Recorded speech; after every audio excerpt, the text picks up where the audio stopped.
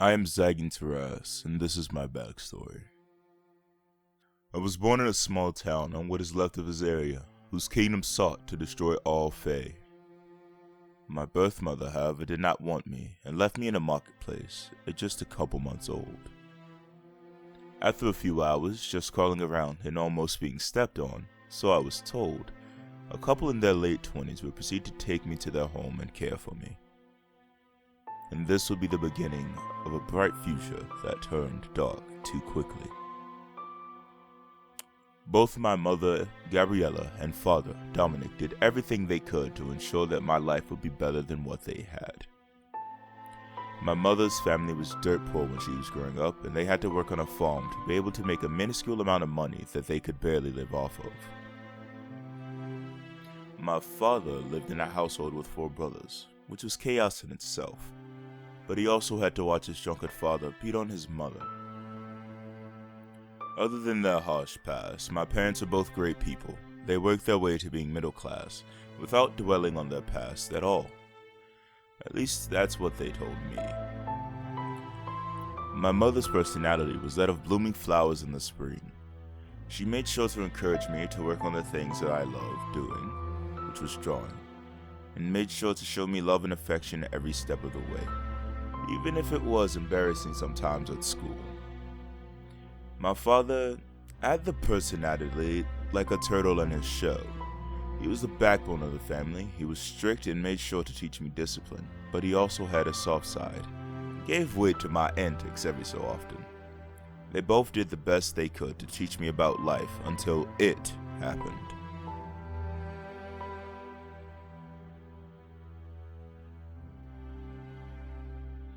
Around the age of 9, I began to feel an overwhelming power within me, and I was able to summon light from my hands.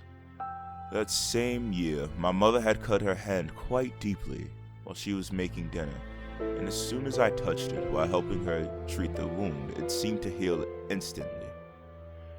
A couple months later, after this, my mother had lost her wedding ring somewhere in the basement. And before I was able to turn the light on, I had noticed that I was able to see everything perfectly, even though it was all gray, and I was able to find her ring in no time. About a year later, I was playing outside with my friends when suddenly I sprouted these very angelic wings. I wanted to see if I could fly, but before I got the chance to even think about it, my mother dragged me inside of our home quickly. To which she then explained to me that I was not actually fully human and that I was an Asimar, a descendant of the angels. And if anyone were to tell the Order this, they would try to take me away from them. Of course, I did not want that to happen, so for the next 2 years or so, I had stayed inside learning how to control my new abilities, with my mother and my father by my side, so that I could go outside again and not have to worry about them activating randomly and being caught by the Order. And not too long after the second year, I was able to go outside again and make new friends. Or so I thought.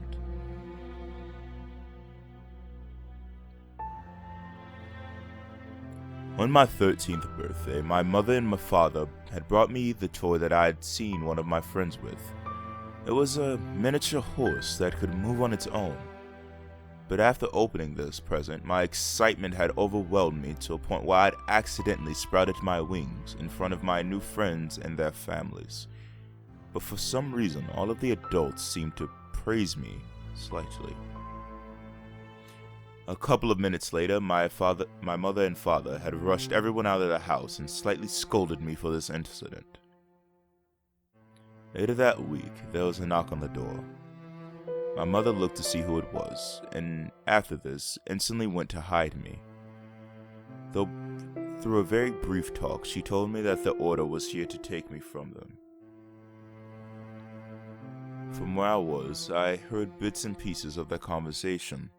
They were talking about me and how they wanted to train me to fight in their war against the Fae, because I was a holy specimen of sorts. The conversation seemed to drag on for what seemed to be hours, to which I started to hear large commotion throughout the house. It sounded like they were tearing the place apart, looking for me. I heard my mother screaming for them to stop looking for me and that I am not here, but they did not care. A couple of minutes later, I watched as they entered the room where I was hidden. I could only see their feet.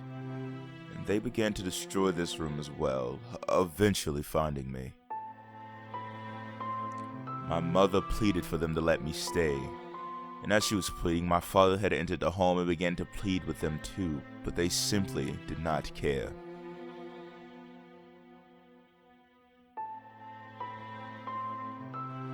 After taking me, the Order trained me to fight for years on end, and continuously drilled into my mind that all Fae creatures were evil, no matter what we thought.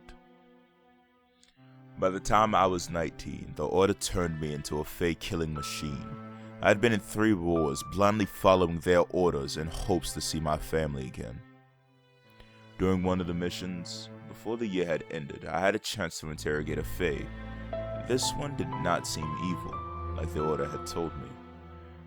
This Fae spoke about his family, who were now possibly dead due to our actions, and how he would have given his life to save them.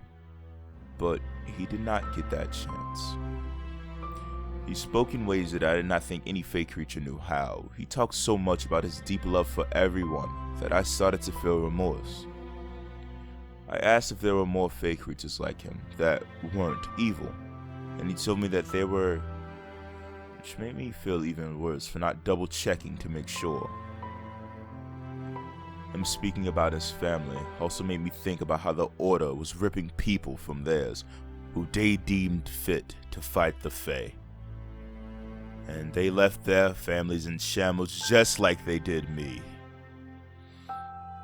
Not too long after that conversation, I started to plan ways to leave the Order, to search for my family, to which I did. On one of our major missions, I waited till dark, and everyone was asleep, and I snuck off, taking what I could with me. I started to search for reasons as to why the Order wanted to destroy the Fae so much, but that task became difficult. When one night, I wasn't able to see in the dark anymore, nor was I able to cast light or spread my wings to fly. With this new occurrence, I was no longer able to travel during the night safely, so I would have to wait for day to travel. When I turned 20, the Order had finally caught up with me during one of my longest journeys to a nearby ambush to see what was going on. There were around 8 men from the Order who started to surround me, when I heard a dark voice that called out to me and said, "I can give you the power to take out all of these men and barely have a scratch on you." I wanted to ask it more questions, but the men started to get closer, not giving me much time to do so. So in a haste, I accepted this power. The power it gave me seemed darker. It gave me all of my other abilities back, and one extra one as well. It gave me the ability to summon a shadow-type creature, and when it looked like me in shape, it was not.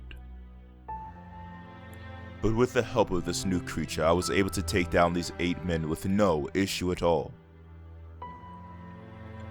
After this incident, I would go to a nearby river and look at myself to make sure nothing had changed, but it did.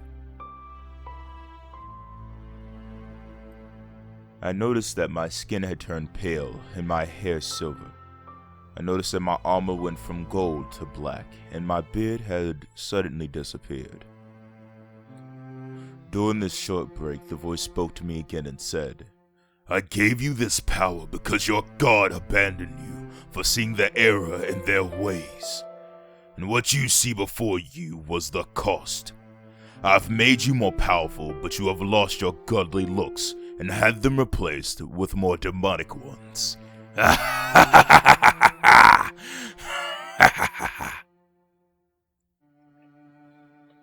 When I had turned 21, I had finally reached the battle. I sat upon a mountain and looked down. To the right, I saw a group of Fae, and to the left, I saw the Order. Anger seemed to take over me for a split second as I wanted to join the side of the Fae to destroy the Order for taking me from my family. But the voice spoke once again and said to me, I know what you are thinking, but do you really want to waste your life for no real reason? Let them destroy themselves. I looked down once more and asked the voice, is anyone on that battlefield someone I know or love? He responded, not a single one of them are. I then proceeded to turn around and walk away. And as I did, a beam of light shot down from the sky and evaporated a goose that was mere inches away from me. I looked up into the sky and saw that the clouds had parted and there was a giant eye. And before I had a second to think, 3 more beams of light struck the ground surrounding me, with one hitting a rabbit. As I saw this, I proceeded to walk backwards while saying, does my oh so gracious God want to kill me for not agreeing with their horrible methods? Another beam had struck down, appearing closer than the last few. Not getting a response, I said, if these beams are meant to kill me, your aim is horrible. Shall I teach you how to aim in the same way your cruel army taught me? And right after I said this, a beam of light struck me. I thought I had died because I was in a room of nothing but white, and I saw these groups of people, with one group looking like they came from my continent. But I only saw one person that I could barely recognize, and he was a king who supported the order. It took every bone in my body not to kill this man where he stood, but I got over that urge quite quickly. After some formal introductions, I asked him if he knew where we were, but he did not. I then walked around to these other groups that I saw, asking some of the people if they happened to know, but they didn't either. Soon after, I would find myself walking into an area where there were no groups of people. But as I continued to walk, I saw a group of fey animals. And since I cannot speak to them, I continued to walk to what seemed to be the edge. When I did, I saw a cloud of smoke appear that seemed to form into multiple heads. And they all spoke at the same time, telling me that since our world had started to end earlier than they expected, the place that we were in was not complete. And this place did not have enough resources to support any more than what was already there. After a few minutes of talking, I asked if I was able to bring more resources, could they guarantee a spot in this place for my family? To which they responded, yes, and if you do, your family will be upon the next group we bring here. I then agreed to help them, and this is where my story will continue.